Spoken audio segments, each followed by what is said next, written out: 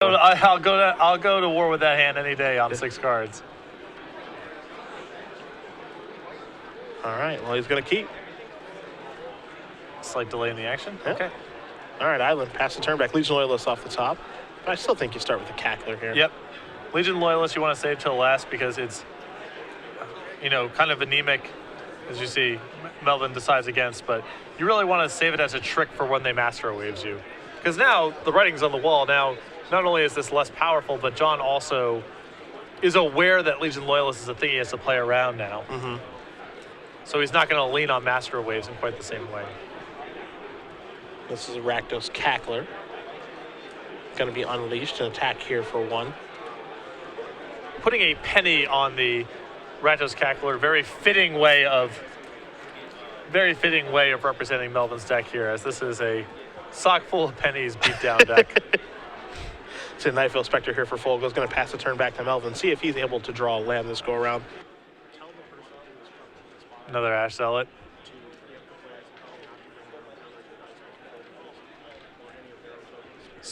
So Melvin basically can only move a Cackler this turn and not really attack.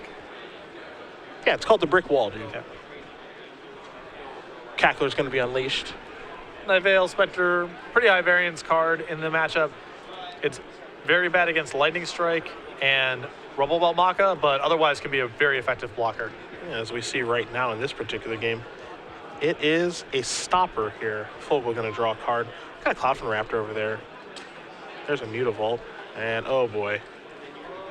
How much fun is it to play against this? This card is quite potent against 1/1s and 2/2s. Tell me more. That's all there is to say. That's just what it is. Melvin still without a second land here. He's looking for number 2 of 20, but he can't find one right now. And he's got no good attacks, so he just has to pass the turn back. Now, to be fair, I think this matchup is very, very difficult for Mono Red to win. Mono Blue has a lot of great tools against this deck. There's definitely a lot of really hard cards to beat. They also have a lot of nonsense. Frostburn, Weird, Spectre, Tidebinder Mage, Master, Jace. Those are all really difficult cards for Mono Red to be able to beat. You see a Raptor here. Not one of the best cards, but now all of a sudden it gets better because now it's a 2/3. Master Wave is going to come in. You see the devotion count of 3, 4, 5, 6, 7 elementals are going to come into play. And I believe that I've very rarely beaten Master of Waves when it was the only card in play. So this is a really tough spot for Melvin to be in. Sure, just put protection and red on that thing. Sure, why not? What's it matter? There's a Mountain. Just in time. Yeah. You are a little late, Mr. Mountain. Looks like we're going to see an Ash Zealot join the fray, but that's going to be a defensive one. Yeah, I mean, it kind of helps hold off.